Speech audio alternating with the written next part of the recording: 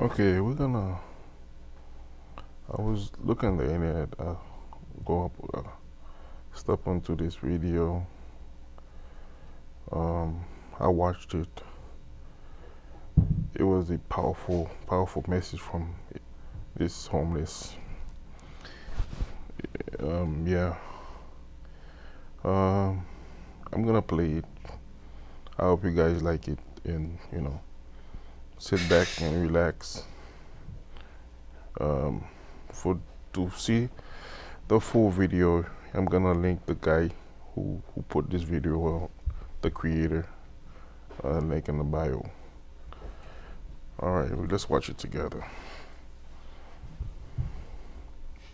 And difficult to wait because everybody in a hurry. Technology, it's fast, it's in a hurry. They're angry, they're frustrated, they ain't got time, they're on the cell phone, they want to text message you, y'all in the same car, you gonna text message him, he right there. You know what I'm saying? You was in a hurry to get there, to come up, to be this, to be that.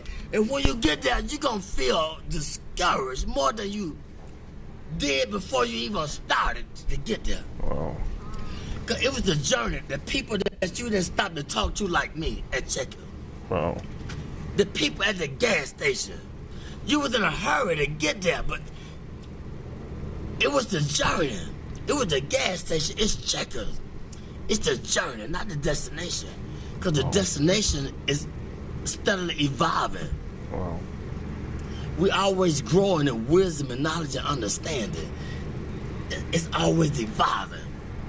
And we can never obtain it because it's steadily, constantly evolving. The more humble you be, then the more you can be fulfilled with the truth. But when you think you got it and you're on your way, then you're going to get less of it because can't nobody talk to you. You can't stop. You're in a hurry. It's a difficult thing, but you got it. I see the intensity. Especially being with him. He ain't nothing to play with. Then he talking to me, and you seeing it, you like, wow. You already amazed at his skill and what your relationship, but he's showing you the journey. That's very important, man. He's showing you how to relate, connect to the people. I would say this, it's a man with pushing a basket. This man right here, they brilliant now. Don't look at the outside appearance. I've seen him in action. He was pushing a basket, and I was under the bridge, and I was talking to everybody except him. He was the last person I talked to. He said, why didn't you talk to me first? He said, I should have talked. He said, don't you ever pass by a man pushing a basket and don't acknowledge him. I never do it in my life again. I talk to the person pushing that basket, how's your day? How you doing? I talk to the homeless people because they said be careful how you entertain strangers.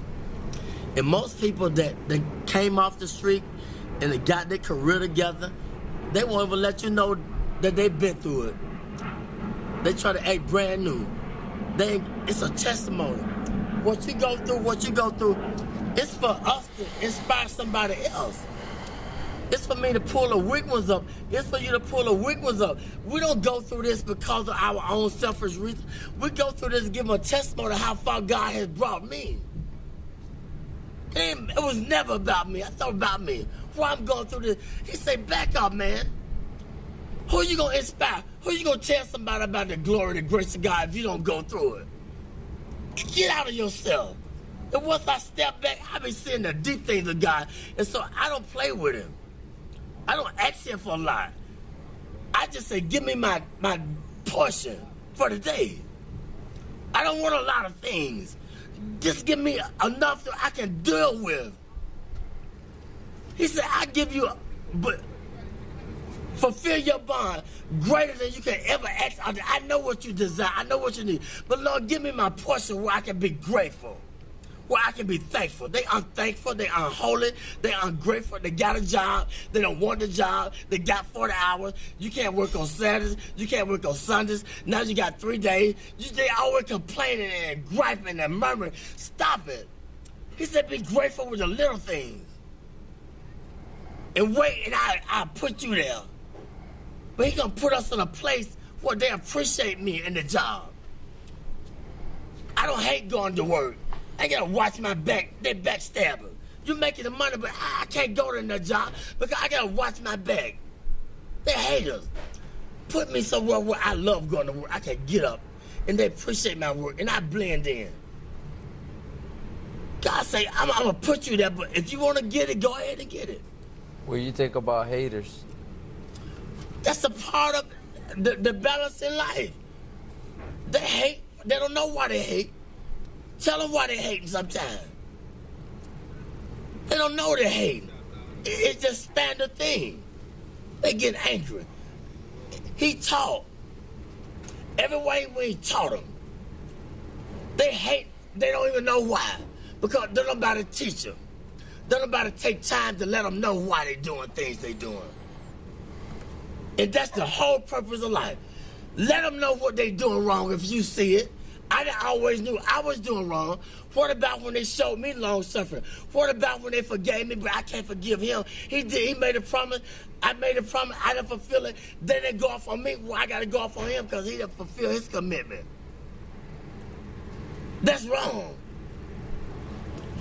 You got to teach. They don't know. The only God they know is through you, through your experience. They don't know about church because you can't go to church because it's a business. And all the church people, it's a clique, it's a club. And they done forgot about God, it's a business.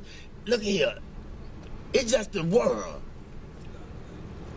Ain't nobody being bold and talking about God because don't pray in school, take the prayer out of school, all these things, it's the world.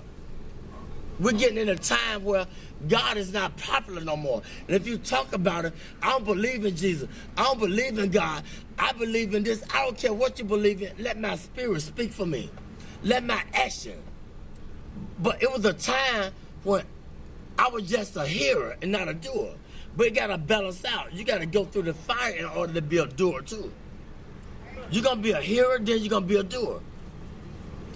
But don't let people throw you off your journey.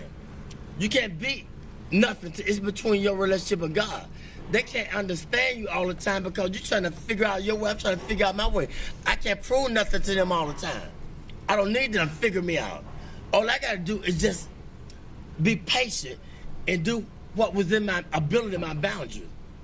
I don't need to outstep my boundaries. I ain't got to prove nothing to you. You didn't feel me? No. You can't gonna feel me. I can't put the expectation on you. I don't always feel me, understand me. So that's wrong. Be humble. Acknowledge him in all your ways. When I do wrong, I said something wrong to offend you, forgive me. I got to say it right away, get it over with. If I offend somebody at work, look, if they persecute me, look at God trying to strengthen me to show them who I serve. I say I believe, I'm walking with it. Well, teach them. They don't know. They don't know why they're doing that to me. Let your light shine among men. They might glorify your Father in heaven. It's real, man. I experience it all the time, 24/7. But I asked for it. I wanted to be a preacher when I was 6, but I didn't know the price I had to pay. Much wisdom, much grief, much sorrow.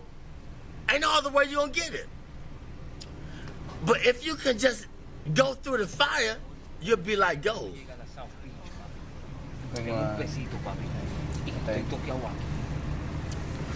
The first thing they do when you go to a pawn shop and take what they do? How do they determine if it's gold plated or what? What they do? What kind of test they take it through? When you take the jewelry to the pawn shop, how do they determine if it's real or fake? They put it through the acid test. They put the fire upon it. This is how we know if we're real or fake. We're going to go through the fire. You're going to have disagreement with each other, but it's okay. You're going to be friends. But if you have a disagreement, it's just a different agreement. That don't mean you ain't got to see him no more and talk to her or talk to her or whatever. I want to go to work. I don't want to go to work because they're stressing me out on the job. You feel me? They ain't receiving me with my full potential. And I don't know why I don't want to go to work. I got to understand why. Why I don't want the job? Because something ain't right. And I gotta acknowledge it. I ain't gonna sell my soul for the job. God said, I'm trying to put you over here, or I'm trying to let them know through you, let your light shine. But I'm hating on them because they ain't feeling me. They don't understand me. Hey man, you gotta teach them. You see how they flee? Yeah. They want $1, want a quarter. He could have got everything that he needed if he just would have been patient, but it's okay. You recording this? Yeah. It's okay. I'm telling the truth. It's all right. I thank God for you. Y'all are blessings to me. A true blessing. I ain't got nothing to hide. My burdens are heavy, but when I'm weak, he's strong through me. He speaks through me. The weaker I get, the more frustrated I get with my life, and I did this, I did that, then the more he speaks through me, the more he takes control of me. That's just where he wants you at. Get frustrated. That's when he gonna speak through you. But he gotta get you in that point where ain't nowhere else to go but to him. He said, those that I love, I correct them. I chastise them. When you go to jail, it's called the Department of Correction, Rehabilitation. But we get mad at the correction. He said, if I didn't love you, I would correct you. He could have took our life. Amen? Amen. He can take the life. But he corrected me. I just thank God for y'all. I see it in your eyes, but this was Solomon asked. Solomon was the wisest man that lived. He had everything that man could desire. But one thing God said, leave the foreign women alone. But he couldn't understand why he had a desire for the foreign women. But see, the Lord knew that they were going to turn his heart against him. They were going to make him idol worship and build a God. But he didn't understand it. And I'm going to say this, the preacher, he searched the world out. He said, I want to know the basis behind wisdom and knowledge and understanding and foolishness. See, you can't know wisdom and knowledge and should be a fool, but we don't want to be foolish. That's the only way you're going to get it. You got to be a fool first. How you going to know a fool when you see a fool? How you going to know foolishness if you haven't been foolish? Foolishness, it comes with, it's painful. Because we think we all of that. We got a lot of abilities. We can create. We can send man to the moon. We can be inventors, but we're limited. If I understand that I'm limited, then that's when God takes control and gives me the wisdom that I desire. Humility. Be humble. If you don't understand your purpose, ask God. But ask him in sincerity. What's my purpose, God? Did you ever ask that question? What's my purpose? Why I'm here? What am I meant to do? But sometimes he can't tell us all at once. It might be too much. Thank you guys for watching. I hope this been good to you guys. Watch it, subscribe, comment.